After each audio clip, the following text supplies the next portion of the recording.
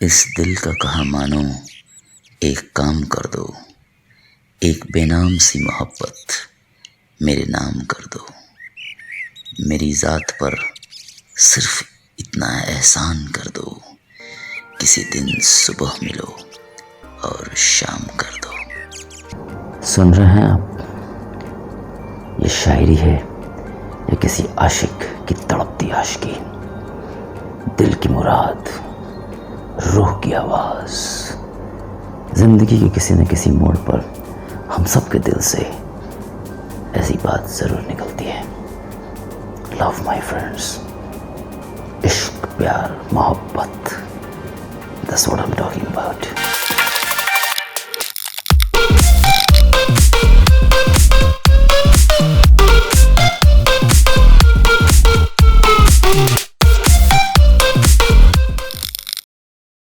दसवीं का एग्ज़ाम दिया था मैंने। मार्च अप्रैल का महीना था और हल्की हल्की सी गर्मी पड़ रही थी। बस स्टॉप पे खड़ा था। कहाँ जा रहा था इतना तो मुझे भी याद नहीं, बट उसी समय सफ़ेद लिबास में मोहब्बत ने पहली बार मेरे दिल पर दस्तक दी। पड़ोसी थी एक्चुअली, मगर जो एंगल उसने उस दिन दिखाया पहले कभी नहीं दिखाया था जालिम ने। आंखों में आंखें डाल धीरे से अपने घने जुल्फों को अपने चेहरे से हटाते हुए हल्की मुस्कान के साथ जो उसने हाय बोलते हुए समय पूछा मुझसे, भैया मेरा तो हाय हाय हो गया वहीं। एंड ओके बाय बोल के जो पलटी, तो ऐसा लगा जैसे मेरा कुछ निकाल के साथ ले गई हो। बस शरीर रह गया था भाई साहब, आत्मा तो उसके साथ निकल लिया। और मरने के पहले जो एक बेचैनी सी होती है, वैसी बेचैनी का एहसास हुआ और एक कनकनाहट सी, जैसे पूरी की पूरी बर्फ की सिल्ली मेरे सीने में उतर गई हो। I was finished. I was not ready for that bye. मुझे उसका साथ चाहिए था, but I was helpless. चुपचाप मैं घर चला आया और यहाँ से शुरू हुई एक नई कहानी। दिन भर छुप छुप के मैंने पूरे इमोशन के साथ, पूरे सेंटिमेंट के साथ, पूरे फेशियल एक्सप्रेशन के साथ गाना गाया। जाने जिगर जाने मन, तुझको है मेरी कसम, तू जो मुझे न मिली तो मर जाऊंगा मैं। लवेरिया में आदमी कैसे गाता है पेश है नजराना। जाने जिगर जाने मन, तुझको है मेरी कसम, तू जो मुझे न मिली मर जाऊंगा मैं सनम। जाने मन, I mean, 5 मिनट की भी मुलाकात नहीं थी, घंटा लड़की मिलेगी, न जान न पहचान, नाम तक नहीं जानता था उसका मैं, और ना मिली तो मर जाऊंगा। मतलब only love can make you do such ridiculous things in life, you know. I was going on singing and singing and singing. और अगले दिन ये जो मेरा जॉ था, ये जबड़ा, ये लॉक फूल गया। लेकिन उसके बाद भी टेप रिकॉर्डर बज रहा है। इश्क का इंजन है भैया, बिना डीजल बिना पेट्रोल चलता है, इस पे ब्रेक ना लगती है किसी की। और वही हो रहा था। My body was not in my control. मुझे समझ में नहीं आ रहा क्या हो रहा है।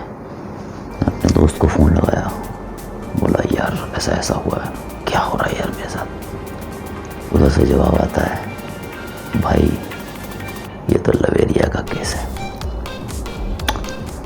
अब मलेरिया तो मैं जानता हूँ, लवेरिया ये कौन सी नई बीमारी है भाई मार्केट में आई जो, मतलब क्या है ये।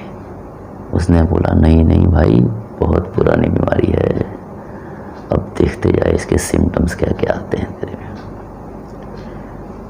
खैर, जो होना था वो तो हो चुका था, लेकिन जो जो बातें उसने बोली बिल्कुल सही बोली। हर समय रोने का मन कर रहा है, रो भी रहा हूँ लेकिन खुल के नहीं रो पा रहा।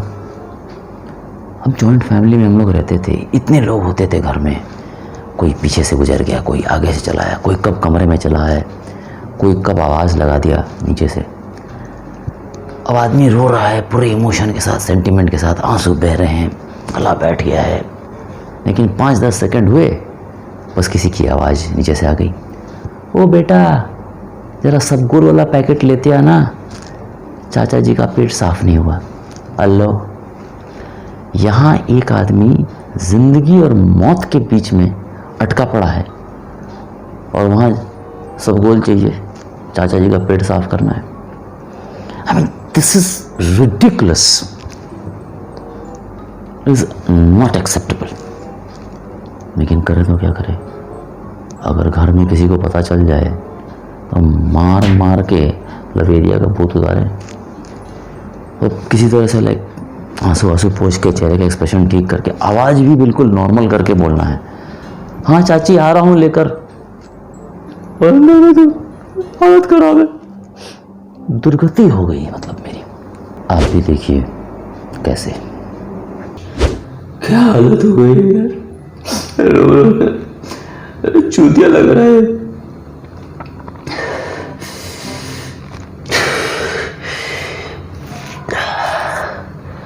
आ रहा हूं चाची सब गोल लेकर। मैं पहला इंसान हूं जिसकी मौत सब गोल से होगी। I mean I could not imagine. आईने के सामने खड़ा होकर अपने आप को देखूं तो अंदर से एक आवाज निकलती, अबे चूतिया रो क्यों रहा है, किस बात का गम है, मतलब क्या तकलीफ है। जवाब है ही नहीं।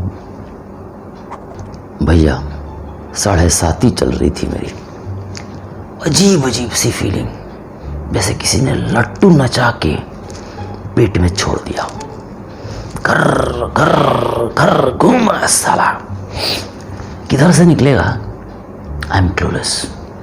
और इस चक्कर में 10-15 बार टॉयलेट जाना पड़ा था। आई एम नॉट किडिंग, मतलब यार अंग, बॉडी का एक एक अंग जैसे टूट रहा हूं। कहां से लड़ के आया हूं, कौन सी कुश्ती करके आया हूं। रात को सोने गया, पूरा बॉडी गर्म, थर्मोमीटर लगाया तो सारा 103 डिग्री फीवर। किसी ने ठीक कहा है, खांसी और इश्क छुपाए नहीं छुपता, और यही हो रहा था मेरे साथ। और ये टीवी चैनल वाले जो हैं, इनको तो मैं जिंदगी में ना माफ करूं। कोई कसर नहीं छोड़ी इन लोगों ने, लाइन लगा दी मूवीज की हर चैनल पे। मैंने प्यार किया, मोहब्बतें, इश्क, लव इन टोक्यो, कयामत से कयामत तक, लव लव लव। वाह, जैसे पूरी कायनात ने ठान ली थी मेरी बजाने की, और बजा रहे थे तरीके से। मैं ये नहीं समझ पा रहा था कि क्या किया इस लड़की ने मेरे साथ, कौन सा बटन दबा दिया, क्या छोड़ दिया मेरे अंदर कि मैं पागल की तरह, जितनी नफरत हो रही थी मुझे उससे, उतना ही मिलने का दिल भी करे। साला समझ में नहीं आया कि what kind of cocktail of emotion is this all about? I mean, I just couldn't figure out anything. तभी एक पुरानी किताब पड़ी हुई थी मेरे सामने, उसके एक पन्ने पर ये पंक्तियाँ लिखी हुई थी जिन पर मेरी नज़र पड़ी। एक बार और देखकर आज़ाद कर दे मुझे, ज़रा गौर फरमाइएगा। एक बार और देखकर आज़ाद कर दे मुझे, मैं अब भी तेरी पहली नज़र की कैद में हूँ। I got the point. अगर आज़ादी चाहिए तो एक बार तो उससे मिलना ही पड़ेगा।